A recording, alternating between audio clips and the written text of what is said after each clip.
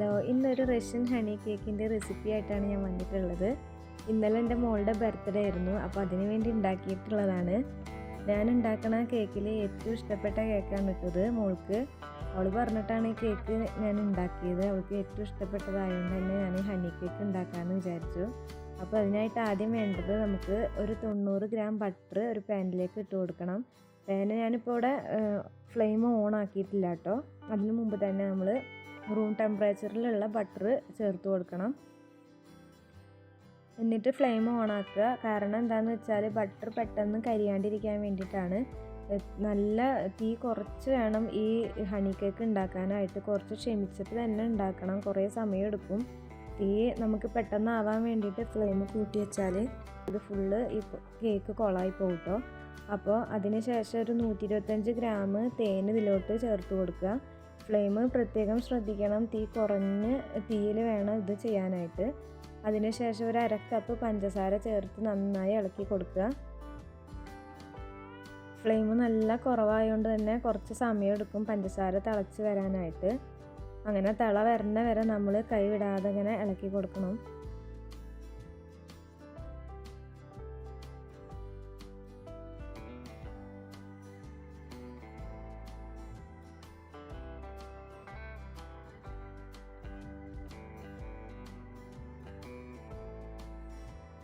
അങ്ങനെ പഞ്ചസാരയും ബട്ടറും തേനൊക്കെ ഉള്ള ഈ മിക്സ് തിളച്ച് വന്ന് തുടങ്ങിയിട്ടുണ്ട്. അങ്ങനെ തിള വരുന്നതോട് കൂടിയിട്ട് നമുക്ക് 1 ടീസ്പൂണ് ബേക്കിംഗ് സോഡ ചേർത്ത് കൊടുക്കണം. നമ്മളിപ്പോൾ ഈ കാണുന്ന പോലെ പെട്ടെന്ന് തിളച്ച് വരുമൊന്നുമില്ല. ഞാനിപ്പോൾ നിങ്ങൾക്ക് ബോറടിക്കാണ്ടിരിക്കാൻ വേണ്ടി ഇതൊക്കെ സ്പീഡിലിടുന്നതാണ്. ഈ പരിപാടിയൊക്കെ ഫ്ലെയിം കുറച്ച് വേണം ചെയ്യാൻ വേണ്ടിയിട്ട്. ഇത് പെട്ടെന്ന് നടക്കുന്ന കാര്യമില്ല കേട്ടോ. ഫ്ലെയിം കുറച്ച് വെച്ചിട്ട് വേണം ഇതൊക്കെ ചെയ്യാൻ. ക്ഷമ വേണം. തീ കൂട്ടി വെച്ച് കൊടുത്താൽ ഈ കേക്ക് എല്ലാം കൊളായി പോട്ടോ. അപ്പോൾ അത് ഈ തേനൊക്കെ കാരമലൈസ് ആവണ വരെ നമ്മൾ നന്നായി കൈവിടാതെ ഇളക്കി കൊടുക്കണം. നമുക്ക് ഇളക്കുമ്പോൾ തന്നെ അതിൻ്റെ കളറ് ചേഞ്ച് ആവണ കാണാൻ പറ്റും. ഒരു കാരമലിൻ്റെ ഒക്കെ കളറിലോട്ട് ഈ തേനിൻ്റെയും ഈ ബട്ടറിൻ്റെയും പഞ്ചസാരയുടെയും ഒക്കെ മിക്സ് മാറി വരും കേട്ടോ.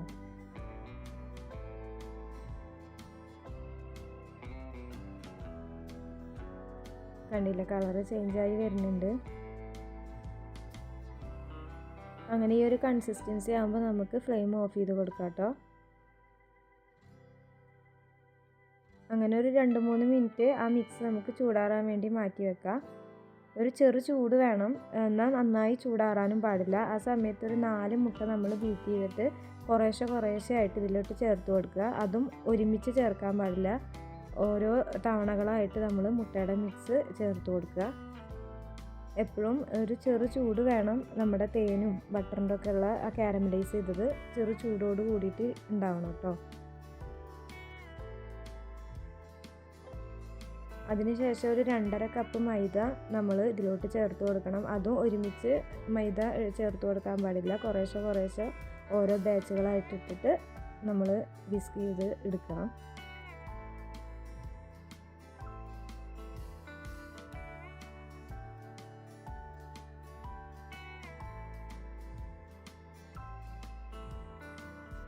നമുക്ക് ഈ കേക്കിലോട്ട് 2.5 കപ്പ് മൈദ അല്ല, 1 കപ്പ് മൈദയും കൂടി നമുക്ക് എക്സ്ട്രാ ചേർക്കണം. അത് ഇപ്പോഴല്ല ചേർത്ത് കൊടുക്കുക, അത് ഞാൻ വഴിയെ പറഞ്ഞുതരാം.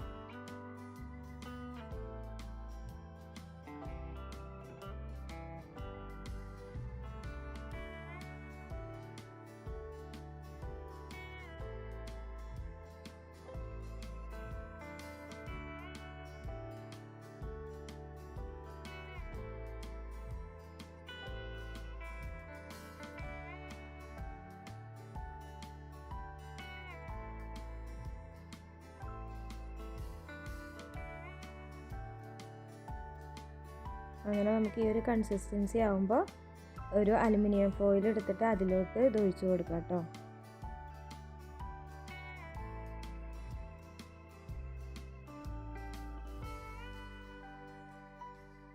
അങ്ങനെ അതിൻ്റെ മേലെ കുറച്ച് പൊടി തൂവിയിട്ട് അടച്ച് വെക്കുക. എന്നിട്ടൊരു 15 മിനിറ്റ് ഫ്രിഡ്ജിൽ വെക്കണം. അതിന് ശേഷം എടുത്തതാണ് ഇട്ടത്. ഇനി നമ്മുടെ പണി കഴിഞ്ഞിട്ടില്ല. ഇതിലോട്ട് ഇനി മൈദ നമ്മൾ പറഞ്ഞല്ലോ, 1 കപ്പ് മൈദ ചേർത്തിട്ട് മിക്സ് ചെയ്തെടുക്കുക. ഞാനിപ്പോൾ ഇവിടെ ഒരു ടീസ്പൂൺ വെച്ചിട്ടാണ് ചെയ്യുന്നത്. നിങ്ങളുടെ കയ്യിൽ സ്ക്രാപ്പറൊക്കെ ഉണ്ടെങ്കിൽ അത് വെച്ച് ചെയ്യുന്നതായിരിക്കും കൂടുതൽ എളുപ്പം. എൻ്റെ കയ്യിൽ ഇപ്പോൾ ഇവിടെ ഇല്ലാത്തതുകൊണ്ടാണ് ഞാൻ ടീസ്പൂണൊക്കെ ഉപയോഗിച്ചത്. അങ്ങനെ ഒരു കപ്പ് മൈദ നമ്മൾ കുറേശ്ശെ ആയിട്ട് ചേർത്ത് കൊടുത്തിട്ട് അലുമിനിയം ഫോയിലിൽ തന്നെ ഇട്ട് ചെയ്യാതിരിക്കും എളുപ്പം. അല്ലെങ്കിൽ നമുക്ക് വൃത്തിയാക്കാൻ ഭയങ്കര പണിയായിരിക്കും. ഭയങ്കരമായിട്ട് കയ്യിലും ഒക്കെ ഒട്ടിപ്പിടിക്കും മിക്സ്. സ്ക്രാപ്പറും ആയിരിക്കും ഏറ്റവും കൂടുതൽ നല്ലത് കേട്ടോ. അങ്ങനെ നമ്മൾ കുഴച്ചെടുക്കുമ്പോൾ ഒരു ചപ്പാത്തി മാവിൻ്റെ ഡോ പോലെ നമുക്ക് കിട്ടും കേട്ടോ. ഈ ഒരു രീതിയിലായിരിക്കണം നമ്മൾ കുഴച്ചെടുക്കേണ്ടത്. അതിനുശേഷം നമുക്കിത് കട്ട് ചെയ്തെടുക്കാം കേട്ടോ. എനിക്കിപ്പോൾ ഇവിടെ 8 ലെയറായിട്ടാണ് കിട്ടിയിരിക്കുന്നത്. ഇത് ഓരോ ഉരുളകളാക്കി മാറ്റി വയ്ക്കുക.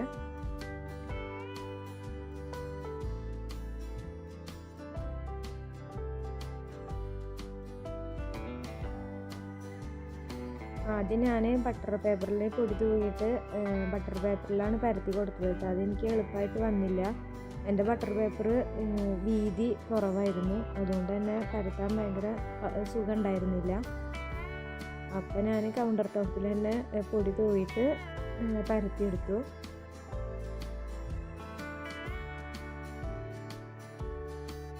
ചപ്പാത്തിക്കൊക്കെ പരത്തണ പോലെ പരത്തണം കേട്ടോ. അതിനുശേഷം ഫോർക്കായിട്ട് കുത്തി കൊടുക്കണം കേട്ടോ. അത് നമ്മൾ കേക്ക് നന്നായി പൊന്താതിരിക്കാൻ വേണ്ടിയിട്ടാണ്. അതിനുശേഷം നമ്മൾ എയർ ഫ്രയറിൽ ഒരു 5 മിനിറ്റ് ബേക്ക് ചെയ്തെടുത്താൽ മതി കേട്ടോ. എയർ ഫ്രയർ പ്രീഹീറ്റ് ചെയ്യണം. അങ്ങനെ നമ്മൾ ഓരോ ലെയർ ഇതുപോലെ ചെയ്തെടുക്കണം കേട്ടോ.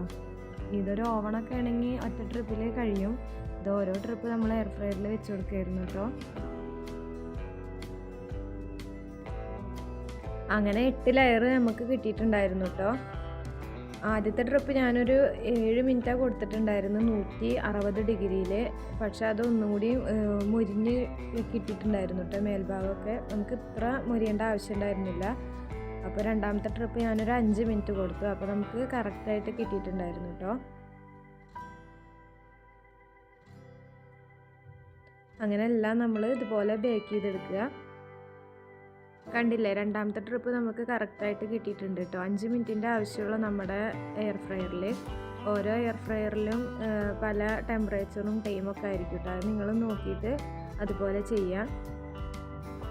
ഇനി ഇത് നമുക്ക് ഓവനിലും ബേക്ക് ചെയ്തെടുക്കാം കേട്ടോ. അതാകുമ്പോൾ ഒന്നും കൂടി എളുപ്പമായിരിക്കും. അതിനുശേഷം നമുക്ക് ഇതിലോട്ടുള്ള ക്രീം തയ്യാറാക്കാം. അതിനായിട്ട് 1 കപ്പ് വിപ്പിംഗ് ക്രീം, അതുപോലെ തന്നെ നമുക്ക് ക്രീം നല്ലപോലെ സ്റ്റിഫായി കിട്ടാൻ വേണ്ടിയിട്ട് ഒരു ടിപ്പ് പറഞ്ഞുതരാം കേട്ടോ. നമ്മൾ ഏത് പാത്രത്തിലാണോ ക്രീം ബീറ്റ് ചെയ്യുന്നത് ആ പാത്രം നല്ലപോലെ വെള്ളം നനവൊന്നും ഇല്ലാതെ തുടച്ച് ആ പാത്രം നമ്മൾ ഉപയോഗിക്കണ വിസ്കും പാടെ ഒന്ന് ഫ്രീസറിൽ ഒരു 10 മിനിറ്റ് തണുപ്പിച്ചിട്ട് ആ പാത്രത്തിൽ നമ്മൾ ക്രീം ബീറ്റ് ചെയ്യണമെങ്കിൽ നമുക്ക് ക്രീം നല്ലപോലെ സ്റ്റിഫായി കിട്ടും കേട്ടോ. അതുപോലെ തന്നെ ഒരേ ഡയറക്ഷനിൽ നമ്മൾ ബീറ്റ് ചെയ്യാൻ വേണ്ടിയിട്ട് ശ്രമിക്കണം. പല ഡയറക്ഷനിൽ ബീറ്റ് ചെയ്യാൻ പാടില്ല കേട്ടോ. അത് പിന്നെ ശ്രദ്ധിക്കാനുള്ളത് ഓരോ സ്പീഡ്, ഫസ്റ്റ് സ്പീഡിൽ 1 മിനിറ്റ് കൊടുത്ത് പിന്നെ സെക്കൻഡ് സ്പീഡിൽ 1 മിനിറ്റ്, അങ്ങനെ സ്പീഡ് കൂട്ടി കൊടുക്കുക കേട്ടോ. അപ്പോൾ നമുക്ക് ക്രീം നല്ലപോലെ സ്റ്റിഫായി കിട്ടും. ഇനി നമുക്ക് കേക്ക് ഐസിങ് ചെയ്തെടുക്കാം കേട്ടോ. എൻ്റെ കയ്യിൽ കേക്ക് ബോർഡ് ഇല്ലാത്തതുകൊണ്ട് ഞാനൊരു സ്റ്റീലിൻ്റെ പാത്രം കമഴ്ത്തി വെച്ച് അതിലാണ് കേട്ടോ ഐസിങ് ചെയ്തെടുക്കുന്നത്. ആദ്യം നമ്മൾ ഓരോ ലെയറും പാലിൽ മുക്കിയിട്ട് വെക്കണം കേട്ടോ. അതിൻ്റെ മീതെ എന്നിട്ട് നമ്മൾ ബീറ്റ് ചെയ്ത് വെച്ച ക്രീം തേച്ച് കൊടുക്കുക. അങ്ങനെ ഓരോ ലെയറും പാലിൽ മുക്കിയിട്ട് വെച്ച് കൊടുക്കുക കേട്ടോ. ഈ കേക്കിന് മറ്റുള്ള കേക്ക് ചെയ്യുന്നത് പോലെ നന്നായി ഫിനിഷിങ് ചെയ്ത് ഐസിങ് ചെയ്തെടുക്കേണ്ടതില്ല കേട്ടോ. ജസ്റ്റ് ഒന്ന് ക്രം കോട്ടിങ് ചെയ്തെടുത്താൽ മതി.